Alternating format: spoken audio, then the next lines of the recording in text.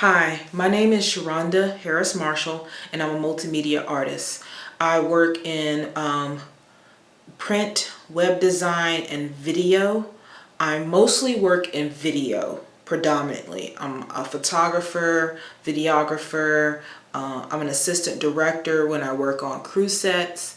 I also work in-house as a in-house creative professional for a nonprofit, and I freelance under my freelance title Lanyap Cinemas.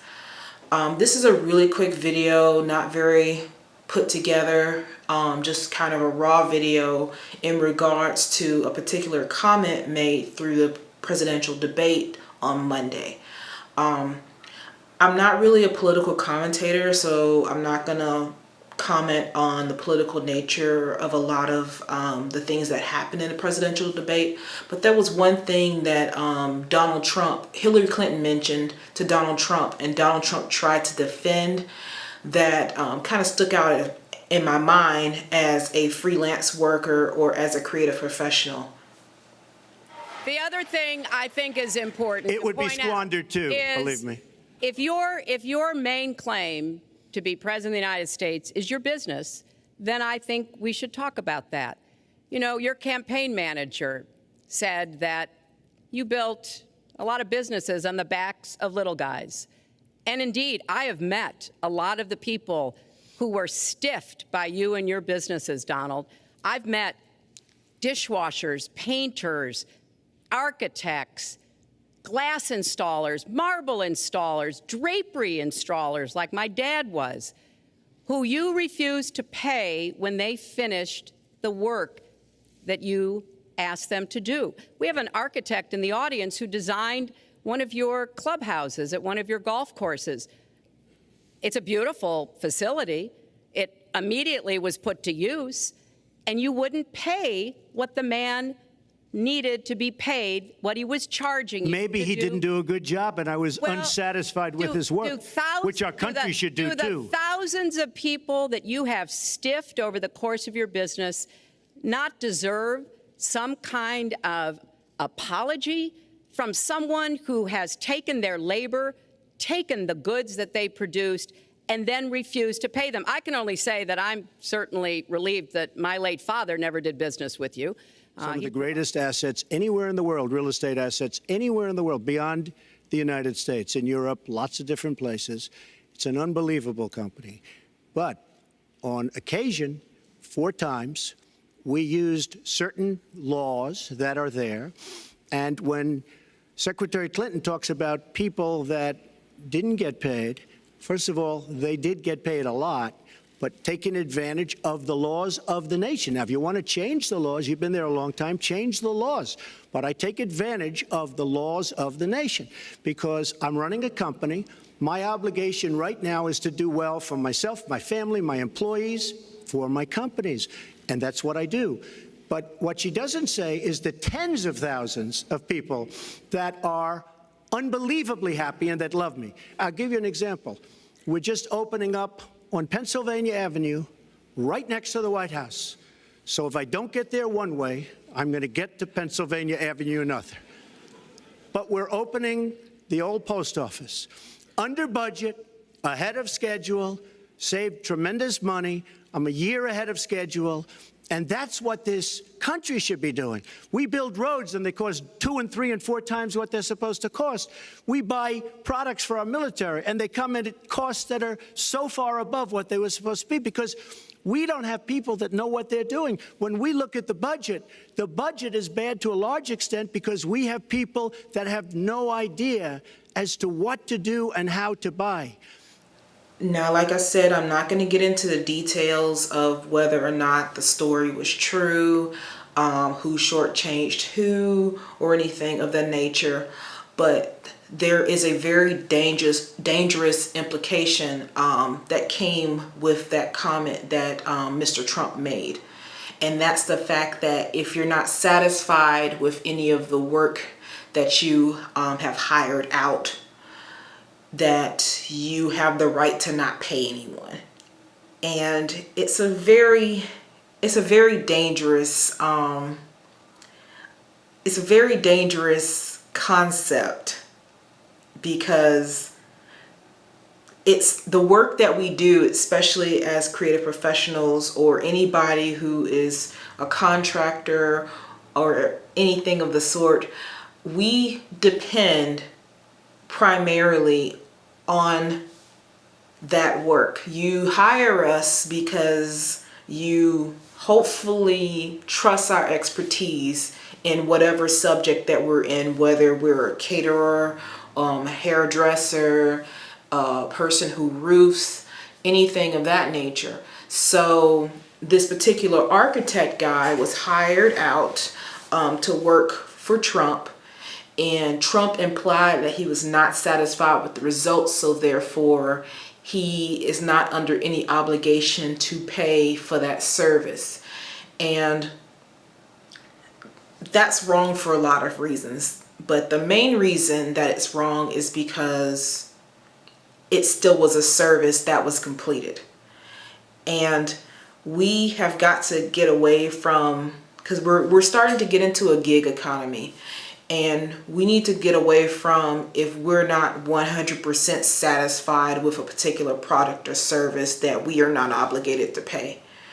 If you've received that service, whether or not you are completely 100% satisfied, you should pay because you agreed to pay. Whether it's in a contract or even as a verbal agreement, hopefully your freelancer knows a little bit more about their business to actually put whatever agreements on paper, because obviously if it's not on paper, it doesn't stand. But it's just very upsetting that somebody who is running for president of the United States is telling the American public, it is okay to not pay people that you hire, just regardless. Imagine, like I said, I work in-house, so I do receive a regular paycheck in addition to any freelance contract work that I do. Imagine if you work that way. I'm assuming most people do work with a paycheck. They receive a paycheck bi-monthly, or every 2 weeks or every week or what have you, every month. If you did not receive that paycheck, how will you feel? Regardless of the quality of your work, you think you did a good job, especially if you are trained to do a particular job in a particular fashion. I know for me as a creative professional, I have film school experience, I have art and design school experience, I have business school experience, and I'm always constantly learning. The workflow that I used 10 years ago is not the same workflow as today. Today it's more streamlined, it's faster, I'm more confident in my career to move forward and to do things in a different manner. And I am in that part of my career where I can effectively call myself an expert in what I'm doing. I still have a lot to learn, and I know I have a lot to learn, but I also know that the rookie mistakes that are normally made, I know how to avoid those. So you're hiring me for my expertise, and basically it is expensive to continue that education. It's expensive to get updated with the equipment that I have to use for my job. Everything costs money. It costs money to work.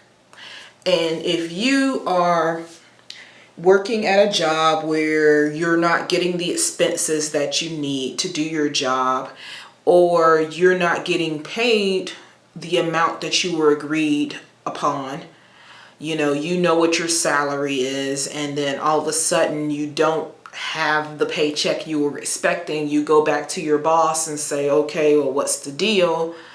And your boss says, well, your performance has tanked, or I'm not 100% satisfied with your performance. Most people would say, well, you still have to pay that person.